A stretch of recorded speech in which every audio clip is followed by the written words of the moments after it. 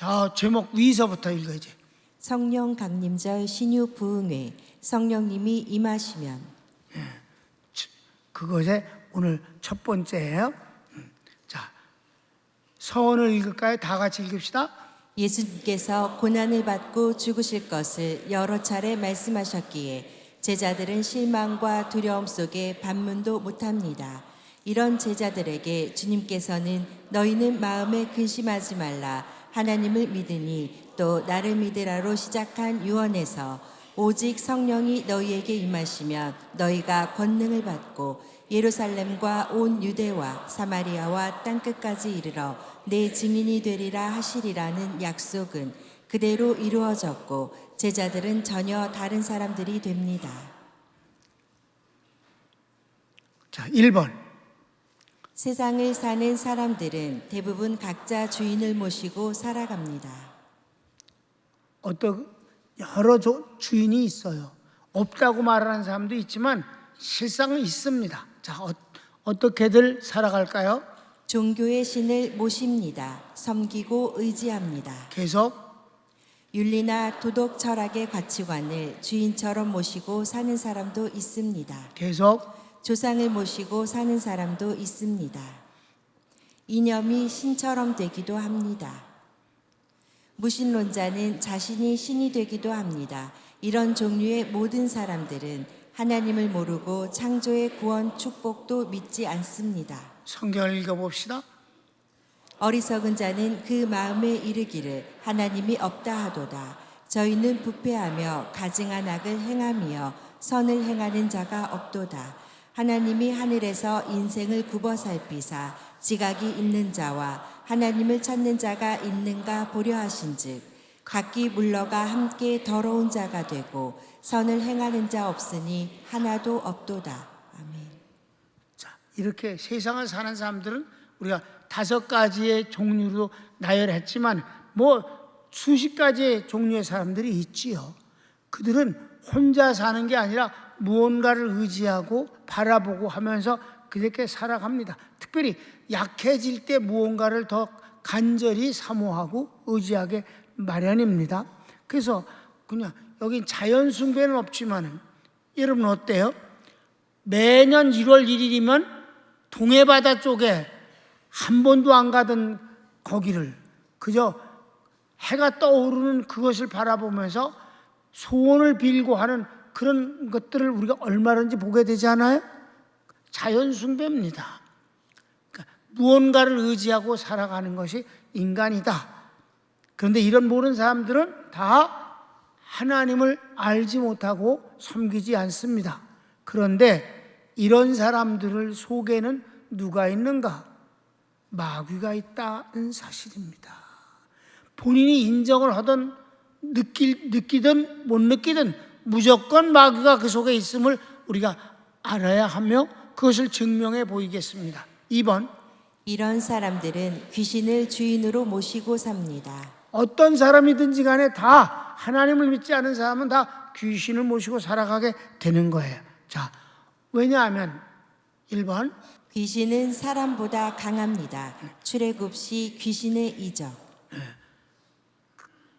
사람들이 귀신을 왜 모시냐면 귀신이 사람보다 강하다고 생각하고 실제 강해요. 에베소서 2장 2절 한번 본문을 볼까요? 그때에 너희가 그 가운데서 행하여 이 세상 풍속을 좇고 공중의 권세 잡은 자를 따랐으니 곧 지금 불순종의 아들들 가운데서 역사하는 영이라. 아멘. 믿지 않은 모든 자들 가운데서 왕으로 역사하는 마귀다. 너희들이 다 그 가운데서 행하며 살았다는 것입니다. 여러분, 출애굽기 때 보면은 하나님의 이적을 행하시는 건 당연하지요. 그분이 전지전능하시니까. 그런데 마귀가 따라할 수 있다는 것이 나는 너무 놀라웠어요. 처음에 성경 읽을 때. 마귀가 이런 정도인가? 사람은 도저히 할 수 없는 걸 따라한단 말이에요. 여러분, 하나님이 모세가 지팡이를 던졌더니 뱀이 되게 하셨어요. 마귀가 따라했다니까, 술객이. 여러분, 여러분이 무슨 재주로 지팡이로 뱀을 만들 수 있겠소? 마귀는 그걸 할 수 있었다는 거예요. 사람보다 강합니다. 근데 결과가 어떻게 됐냐? 하나님이 만드신 뱀이 마귀가 만든 뱀을 잡아먹었잖아. 능력의 한계를 보여주는 거죠. 자, 그런데 이제 시작됐어요. 10가지 재앙이. 첫 번째 재앙은 하수가 피로 변하게 되어지는 거예요. 술객이 따라 했다니까요. 어떻게 사람이 샘물을 피로 변화할 수 있겠어요? 귀신의 능력은 사람보다 강합니다.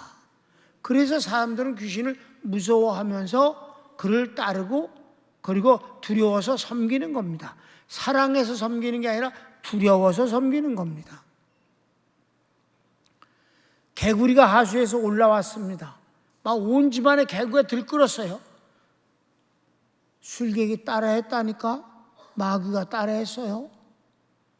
여러분 놀라운 일 아닙니까? 그러니까 사람들이 귀신을 두려워하는 거예요. 세 번째, 티끌로 이를 만들었더니 술객이 뭐라 그랬어요? 더 이상 못 따라하겠습니다. 이분은 진정한 하나님이십니다. 이렇게 고백했다 이 말입니다. 여기서도 뭐예요? 귀신의 능력의 한계를 우리에게 보여주는 것입니다. 더 큰 한계는 이것입니다. 2번 가르치기 1번. 그러나 귀신의 이적은 심판, 저주, 두려움입니다. 자, 요한복음 10장 10절을 읽으면 여러분 담임 목사의 목회 철학이에요. 이 10장 10절이 시작. 도적이 오는 것은 도적질하고 죽이고 멸망시키려는 것뿐이요 내가 온 것은 양으로 생명을 얻게 하고 더 풍성히 얻게 하려는 것이라. 하나님은 우리에게 생명, 곧 은혜, 구원을 주시는 분이에요. 그리고 교회를 통해서는 더 풍성게 되어지는 곧 축복을 받는 것이 교회이고 담임 목사는 교인들을 축복받게 하는 것이 사명입니다. 소유가 많은 것은 죄악시하고 축복보다는 가난한 것을 미워하는 꼴값들을 떠는데 그건 하나님의 마음이 아닙니다. 여러분 하나님의 마음을 알려면 여러분의 마음을 살펴보시죠. 여러분 자식이 가난하고 아프고 약하고 아주 힘들게 살기를 원합니까? 건강하고 평안하고 가능하면 풍족해 되어지고 점점 좋아지기를 원합니까? 하나님은 더한 마음으로 우리를 사랑하시는 분입니다. 마귀가 하는 일을 멋있게 꾸며서 꼴값을 떠는 것은 복음이 아닙니다. 하나님은 축복자이고 교회는 축복의 전당이 되어야 하는 것입니다. 들어가며 나오며 꼴을 얻으리라. 더 풍성케 하려고 내가 왔느니라. 어떻게? 교회를 통해서. 그래서 주님은 우리에게 은혜를 주셔서 구원을 해주신다면 목사는 성도들에게 복을 받게 해준 것이 책임입니다. 물론 거기에는 교육이 필요하고 훈련이 되어야 되고 하나님을 잘 섬김으로 말미암아 그 결과적으로 하나님의 응답을 받는 축복이 중요한 것이지요. 예, 그렇습니다. 그런데 마귀는 어떻게 돼? 마귀가 한계가 있는 것은 능력적인 한계가 있는 것과 함께 그의 속성적인 한계입니다. 마귀는 이적을 행하되 그걸 통해서 속이고 겁을 주고 그래서 따라오게 하는 것이지 절대로 구원과 축복과 평안은 그 자체가 갖고 있지 않기 때문에 도적이기 때문에 거짓말이기 때문에 아무것도 긍정적인 창조와 열매를 맺을 수가 없는 게 마귀임을 아시기 바랍니다. 쉽게 한번 설명을 해보면요, 진짜 무당은 병들고 가난합니다. 무식합니다. 윤리적으로도 아무렇게나 삽니다. 그게 바로 마귀의 한계이기 때문에 그 종도 그러한 것입니다. 하나님의 생명과 축복의 주인이기 때문에 그 주의 종은 하나님의 이런 것을 받는 주인공이 되어야 마땅한 것이며 어울리는 일이고 그래야 성도들에게도 그걸 나눌 수 있는 것임을 믿으시기 바랍니다. 그래서 이제 여기까지 하고 그 그 다음에 3번이 중요해요. 마귀는 어디에서 살고 있는가? 여러분, 마귀는 믿지 않는 자 속에서 살고 있습니다. 이게 사람들이 잘 못 느끼고 그렇게 인식하지 못하는 게 참 난 답답한 일이라고 생각합니다. 3번. 귀신은 불신자의 영혼을 자기 집으로 여기며 함께 살고 있습니다. 귀신은 불신자 속에서 살고 있는 것입니다. 1번. 예수님은 사람에게서 그에게 함께 있는 귀신을 추방하십니다. 주님이 귀신을 추방하실 때 그 사람 곁에 서 있는 귀신을 내쫓은 게 아니에요. 그 사람 속에 있는 귀신을 끄집어내서 쫓아내신 것입니다. 이거 아주 확실하게 합시다. 주님은 귀신을 추방하되 그 사람 속에 있는 귀신을 쫓아내신 것임을 아시기 바랍니다. 한번 볼까요? 마가복음 아주 많지만 3군데만 내가 그냥 찾아 여러분에게 소개하는 거예요. 시작. 예수께서 각색 병든 많은 사람을 고치시며 많은 귀신을 내어 쫓으시되 귀신이 자기를 알므로 그 말하는 것을 허락지 아니하시리라. 아멘. 첫 번째 귀신 그냥 쫓아내셨다고만 말한 것을 소개했어요. 그럼 어디 있는 것을 쫓아냈는가? 보면 마가복음 5장 8절을 보면 이는 예수께서 이미 저에게 이르시기를 더러운 귀신아 그 사람에게서 나오라 하셨습니다. 그 사람 속에서 나와라 라고 하셨다 이 말입니다. 귀신이 어디서 살고 있다고요? 사람 영혼 속에 있다. 불신자의 영혼 속에 살고 있는 걸 불신자도 모르고 예수님 믿는 사람들도 불신자 속에 마귀가 살고 있음을 잘 실감하지 않아요. 왜냐하면 그거 안 보이니까. 그 사람의 모습만 보기 때문에. 여러분, 이게 우리에게 잘 드러내는 어떤 때가 있습니다. 여러분, 인간 세상적인 얘기를 할 때 아주 교양있게 서로 잘 대화를 나눕니다. 그러다가 기회가 좀 온 것 같아서 그러지 말 있잖아요. 우리 애들하고 같이 애들 주일 일요일 날 교회 보내보세요. 아이들이 교회 다니면 아주 정서적으로도 평안해지고 지혜롭고 또 사랑과 그런 꿈을 갖게 됩니다. 후회하지 않으실 거예요. 애들 교회 한번 보내세요. 우선 애들부터 보내는 것이 좀 가벼우니까 또 친구니까 그러면 금방 낯세게 변하는 거야. 아니 돈 꿔달라는 것도 아니고 뭐 나쁜데 무슨 게임하러 보내라는 것도 아니고 나쁜 애들을 만나러 가자는 것도 아니고 축복받는다고 그러고 사람이 줄 수 없는 것을 가서 얻을 수 있습니다. 교회 선생님들이 정말 친절하고 사랑이 많고 기도해 줍니다. 뭐가 나쁜 소리야? 근데 금방 인상을 아주 독하게 쓰면서 그런 말 나한테 부담되니까 하지 말라고 요따구로 반응을 내린다 이 말이에요. 나쁜 소리가 아니었잖아. 그 사람이 기분 나쁜 게 아니에요. 그 사람 속에 있는 귀신이 즐겁을 하는 겁니다. 믿으시면 아멘. 사실입니다. 그 사람에게서 나와라.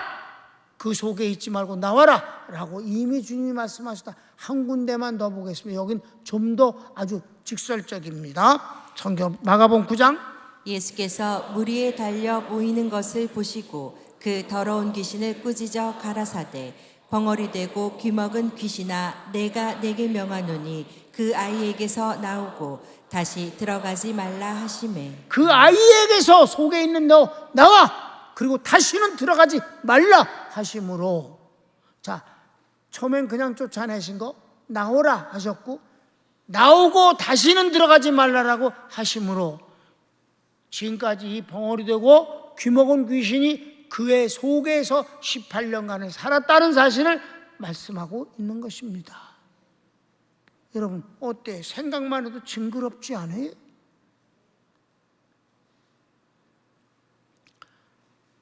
(2번) 봅시다. 귀신은 불신자의 영혼을 집으로 삼고 마음대로 드나듭니다.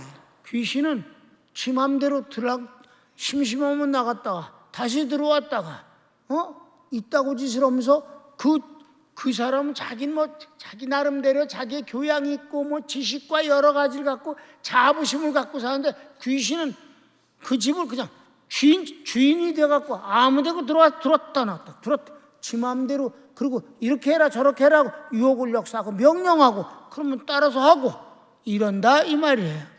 한번 볼까요? 성경을 봅시다. 더러운 귀신이 사람에게서 나갔을 때에 물 없는 곳으로 다니며 쉬기를 구하되 얻지 못하고, 이에 가로되 내가 나온 내 집으로 돌아가리라 하고 와보니 그 집이 비고 소재되고 수리되었거늘, 이에 가서 저보다 더 악한 귀신 7을 데리고 들어가서 거하니 그 사람의 나중 형편이 전보다 더욱 심하게 되느니라. 이 악한 세대가 또한 이렇게 되리라. 아멘. 앞으로는 더더욱 이 마귀가 역사하는 세상이 된다는 것이며, 그것이 정점에 이르렀을 때 주님은 드디어 재림하시는 것입니다. 이게 주님이 말씀하신 거예요. 주님이 설명을 해 주시는 거예요. 귀신이 어떤 사람에게서 나와서 다른 곳을 찾아봤더니 별렇게 편하게 지낼 곳이 없어서 지가 살던 집으로 다시 와 보니 비고 청소되고 아주 살기에 좋길래 혼자 살기 심심하다고 친구 7을 데리고 들어와서 그 사람 속에 들어와서 사니 그 사람 형편이 전보다 더 더럽게 됐더라. 악하게 되었더라. 아멘. 귀신이 뭐라 그래서 내가 나온 내 집으로 들어가, 내 집이라고 그랬습니다. 내 집으로 들어가겠다. 이거 예수님이 하신 말씀입니다. 믿으시면 아멘. 예수님이 하신 말, 이게 세 군데가 다 예수님이 하신 일이에요. 마지막은 설명을 자세히 해주셨잖아요. 들어갔다 나갔다 한다고 지 마음대로 저 집이라고 생각, 내가 나온 내 집으로 가봐야지. 그랬더니 역시 여기가 좋아. 비고 청소됐어 아주. 그래서 친구까지 데려와서 신나게 놀자. 그 사람 형편이 아주 고약스러워졌다. 주님이 하신 말씀입니다. 다른 사도가 쓴 글이 아니라 예수님이 하신 말씀입니다. 믿지 않는 사람 속엔 마귀가 그리고 귀신이 살고 있음을 아시기를 바랍니다. 3번, 예수님을 배신한 가룟 유다는 주인이 마귀입니다. 마귀는 유다 안에 있습니다. 원래가 가룟 유다를 주님이 제자로 삼으셨지만 그는 처음부터 예수님을 믿지 않은 사람이에요. 그래서 예수님을 따르는 목적이 정치적으로 뭔가 출세의 길을 얻을 수도 있겠다라고 생각해서 따랐을 뿐입니다. 왜냐하면 요한복음 6장에 보면 이미 그는 이런 사람이었습니다. 읽읍시다. 예수께서 대답하시되 내가 너희 12를 택하지 아니하였느냐. 그러나 너희 중에 한 사람은 마귀니라 하시니. 12를 택하셨는데 주님이 하시는 말씀이야. 그 중에 하나는 마귀야. 왜 마귀일까? 그 사람 속에 마귀가 주인으로 역사하고 있기 때문에 절대 주님을 순종하는 척하지만 그건 다 거짓이다. 처음부터 주님은 아신 거예요. 그래서 이제 드디어 때가 와서 가룟 유다가 어떤 행동을 하게 되는 날이 왔답니다. 바로 마지막 만찬 때 그날입니다. 요한복음 13장 1절을 보겠습니다. 유월절 전에 예수께서 자기가 세상을 떠나 아버지께로 돌아가실 때가 이른 줄 아시고 세상에 있는 자기 사람들을 사랑하시되 끝까지 사랑하시니라. 마귀가 벌써 시몬의 아들 가룟 유다의 마음에 예수를 팔려는 생각을 넣었더니. 자 보세요. 벌써 마귀가 그 속에 가룟 유다 속에 있는 마귀가 생각을 넣어주더라 이 말. 야 지금이 때야. 너 예수를 팔아 넘겨버려. 그럼 저쪽에는 네가 공로자가 된다. 그렇게 되면 저쪽에서 너를 가만두겠느냐? 아니 최소한 예수가 죽을 때 함께 죽진 않을 거다. 그리고 넌 공로가 있으니까 출세의 길이 열릴 수도 있어. 빨리 팔아라. 지금이 때다. 라는 생각을 넣어줬다는 것입니다. 자기 생각이 아니에요. 마귀가 준 생각이 옳시다. 아멘. 하나님을 대적하는 모든 이론들이 얼뜻 보면 사람들이 만든 것 같지만, 공산주의 이론이 사람이 만든 것 같아도 마귀가 역사한 것임을 아시기 바랍니다. 하나님을 대적하는 모든 것들은 아이디어가 전부 마귀로부터 나오는 것입니다. 가룟 유다는 이미 여기 하나는 마귀니라 그랬고, 왜 마귀야? 그 속에 마귀가 주인으로 있으니까.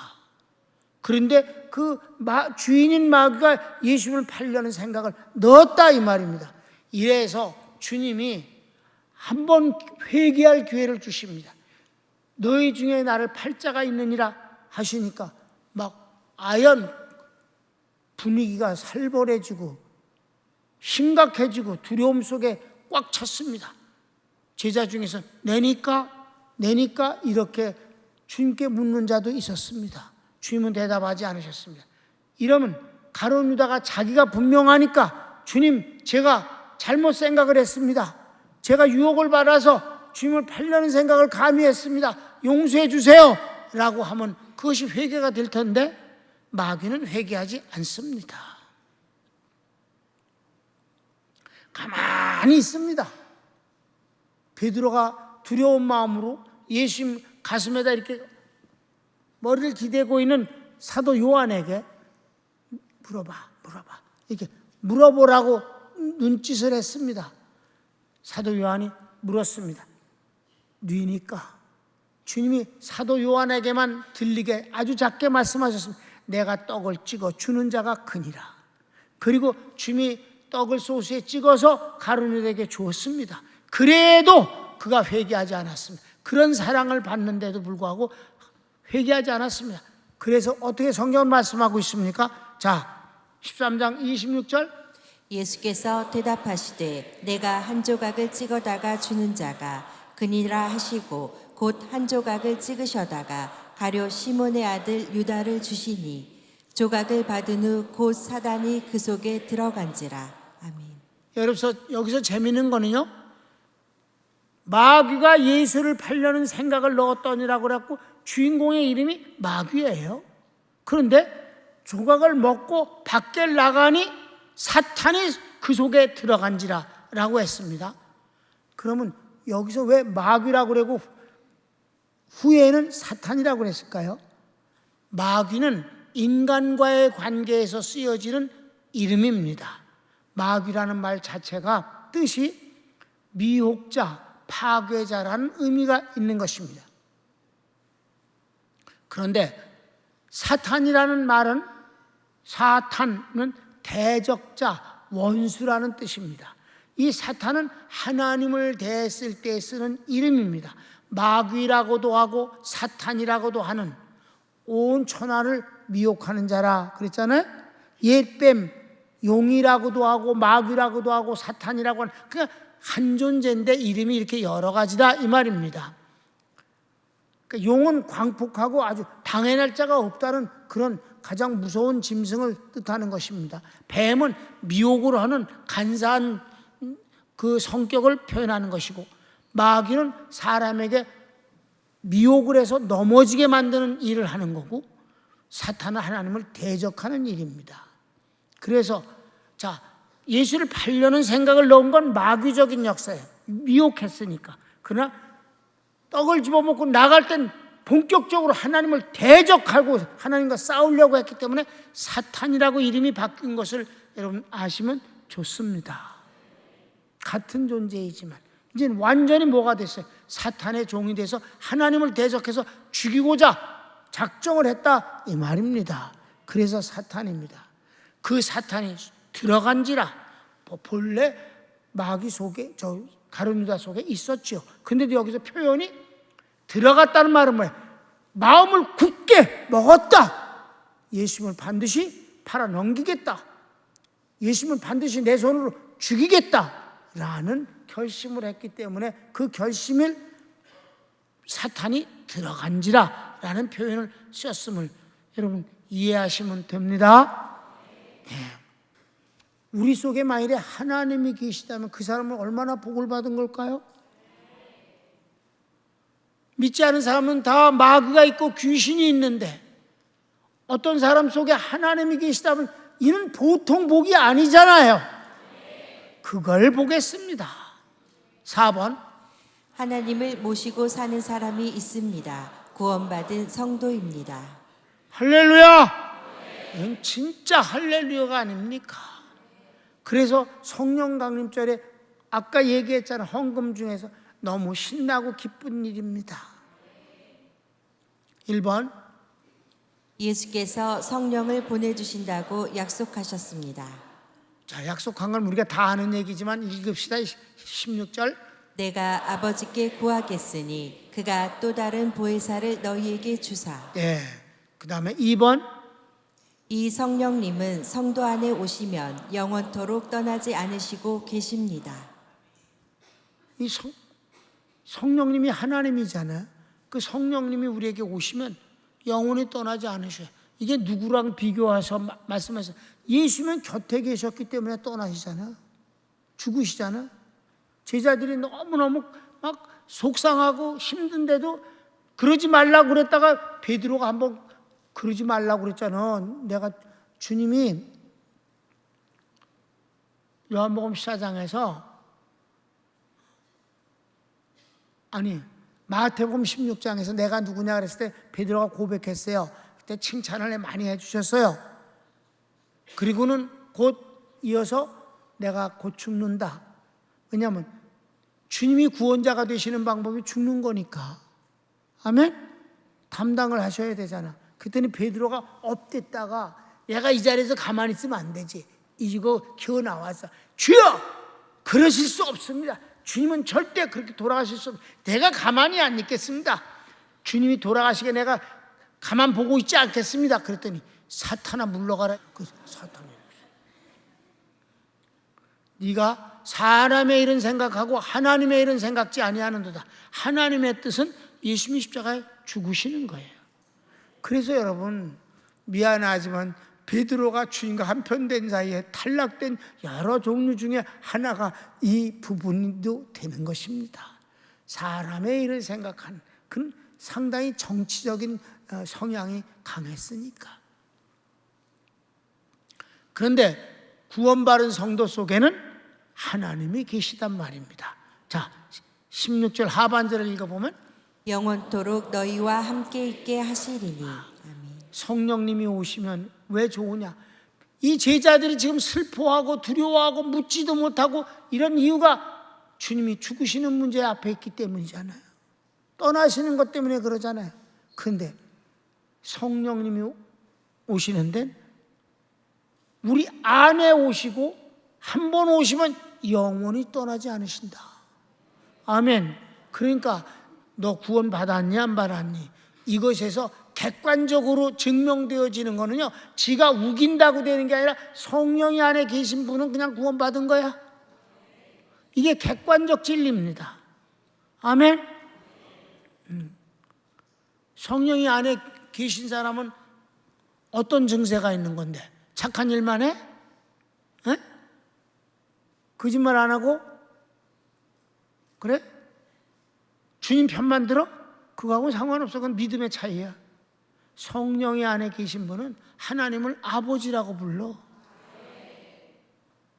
하나님을 아버지라 부르고 예수님은 나의 구원의 주님이시고 은혜의 주님이시고 축복의 주님이시라고 말을 하는 사람은 성령님이 안에 계신 사람이다. 하나님을 모시고 있는 사람이다. 3번. 믿지 않는 사람은 결코 받을 수 없는 분입니다. 확실한 거예요. 믿지 않는 사람은 믿는 사람은 뭘로 증명되느냐? 성령님이 계시냐 아니냐. 귀신이 있는 건 믿지 않는 사람이요, 성령님이 계신 건 믿는 사람이다. 성경을 17절 상반절을 읽어볼까요? 저는 진리의 영이라 세상은 능히 저를 받지 못하나니. 세상은 절대 받지 못해. 이는 저를 보지도 못하고 알지도 못합니다. 성령을 어떻게 알아? 절대 몰라. 믿지 않은 사람은 알지도 못하고 보지도 못한다. 물론 받지도 못하고 우리는 그를 잘 안다. 아멘. 잘 아는 거예요. 4번. 성도는 우리 속에 계신 성령님을 잘 알게 됩니다.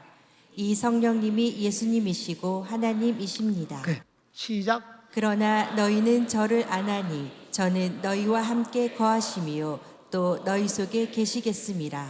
계속. 내가 너희를 고아와 같이 버려두지 아니하고 너희에게로 오리라. 조만 여기서 보면 자 지금까지 14장 16절부터 내가 아버지께로 가서 아버지께 내가 간청해서 다른 보혜사를 너희에게 보내주겠다라고 말씀하셔서 다른 보혜사는 3인칭으로 나와요. 그 뒤부터는 성령 다른 보혜사 말을 쓰지 않고 저가 그가 이렇게 말해요. 3인칭을 써 예수님이. 근데 갑자기 18절에 와갖고는 1인칭을 쓰고 있어요. 내가 너희를 고아와 같이 버려두지 아니하고 너에게로 다시 오리라. 이건 재림을 얘기하는 게 아니에요. 재림으로 오실 때는 고아처럼 버려두는 게 아니에요. 그냥 살아가니까 고아가 아니에요. 아멘? 재림 땐 이런 말씀하는 게 아니에요. 성령이 오시는 그거를 곧 예수님이 오신다고 하심으로 이때부터 성령님은 곧 예수님이고 예수님이 곧 성령님이고 성령님이 곧 하나님이심을 우리에게 말씀하신다. 성령님이 내 안에 계시다는 것은 성부, 성자, 성령님이 내 안에 계신 것을 말씀하는 것이다. 삼위의 하나님을 우린 모시고 살아간다. 내가부터 18절부터 다시 읽자. 내가 너희를 고아와 같이 버려두지 아니하고 너희에게로 오리라. 조금 있으면 세상은 다시 나를 보지 못할 터이로되 너희는 나를 보리니 이는 내가 살았고 너희도 살겠습니다. 이건 주님의 부활을 말씀하시는 거지만 꼭 그것만은 아니에요. 부활로 계실 땐 40일 분이 세상에 안 계셨고 몇 번뿐이 안 만나셨어요. 이건 성령님이 오셔서 우리 속에서 영원히 사는 것을 말씀하시고 그분이 곧 예수님임을 말씀하는 것입니다. 왜냐하면 이 설명 때문에 그랬습니다. 그 예수님이 성령님을 통해서 우리에게 오시는 그날이에요. 시작. 그날에는 내가 아버지 안에 너희가 내 안에 내가 너희 안에 있는 것을 너희가 알리라. 할렐루야. 이 신묘막직한 이건 하나님만 하실 수 있는 성삼위 하나님 관계의 신비함이며 역사입니다. 그러니까 쉽게 말하면 우리 속엔 하나님이 계시다. 그래서 요한 1서의 3장을 보면 성령님이 우리 안에 계신 것은 곧 하나님 아버지께서 계신 것이라고 아주 직설적으로 말씀하는 걸 보게 됩니다. 시작. 그의 계명들을 지키는 자는 주 안에 거하고 주는 저 안에 거하시나니 우리에게 주신 성령으로 말미암아 그가 우리 안에 거하시는 줄을 우리가 아느니라. 여기 요한일서 3장에서 그라는 3인칭은 하나님 성부 하나님을 설명하고 있어요. 성령이 우리 안에 계심으로 그 곧 하나님이 우리 안에 계심을 우리가 아노라. 오케이. 마지막 5번. 성부, 성자, 성령 하나님을 모신 사람은 하나님은 성전이라 부르시고 대제사장이라 부르십니다. 하나님이 우리 안에 거하시면 우리의 신분이 완전히 달라지는 거예요. 자, 가로치기 1번. 성전은 하나님을 만나는 곳입니다. 예배가 있는 곳입니다. 우리 자체가 하나님을 만나는 장소가 예배의 장소가 됐다는 거예요. 그래서 아무 때고 하나님을 부르고 찬양하고 기도할 수 있는 거예요. 아멘? 내가 이 정치 문제 때문에 하나님 앞에 기도했을 때 하나님이 왜 이제야 기도하느냐는 그런 분위기로 응답을 주셨습니다. 기도는 이렇게 중요한 것이로구나. 아, 기도가 이렇게 좋은 것임을 이번에 정말 절감했습니다. 아, 왜? 내가 성전이고 대제사장이니까 기도할 수가 있는 거예요. 성전이며 대제사장이니까. 아멘? 우리 신분을 이렇게 만들어 버리시는 거예요. 자, 성경 고린도서 3장 16절. 너희가 하나님의 성전인 것과 하나님의 성령이 너희 안에 거하시는 것을 알지 못하느뇨. 아멘. 2번. 예수님이 십자가에서 돌아가실 때 처음 일어난 기적은 성소와 지성소 사이의 휘장이 위로부터 찢어져 숨겨진 지성소가 드러납니다. 3번. 지성소는 오직 대제사장만이 1년에 하루 속죄일에 들어가는 곳인데 예수 그리스도 안에 있는 사람, 성령을 모인 사람은 언제나 하나님을 뵙니다. 할렐루야. 여러분, 오늘 첫 번째 부흥회의 이 주제는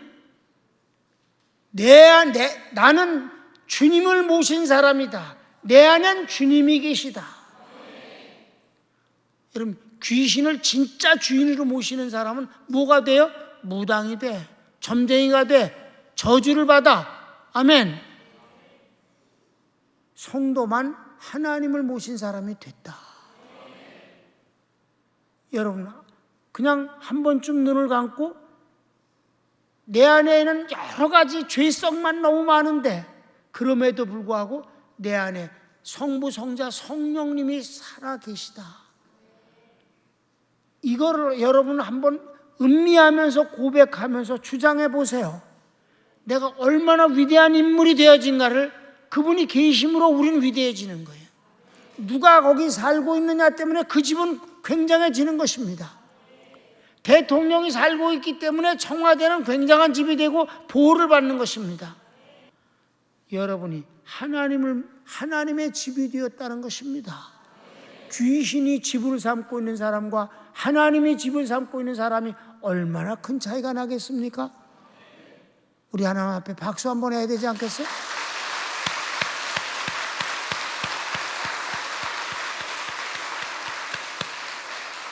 부흥회가 은혜가 됩니까? 다시 한번 우리 다 같이 주여 한번 부르고, 하나님 이 같은 복을 내게 주시다니요. 주님이 내 안에 영원히 살고 계심을 너무 송구스러울 만한 축복입니다. 다 같이 주여 한번 부르고 합시다. 주여.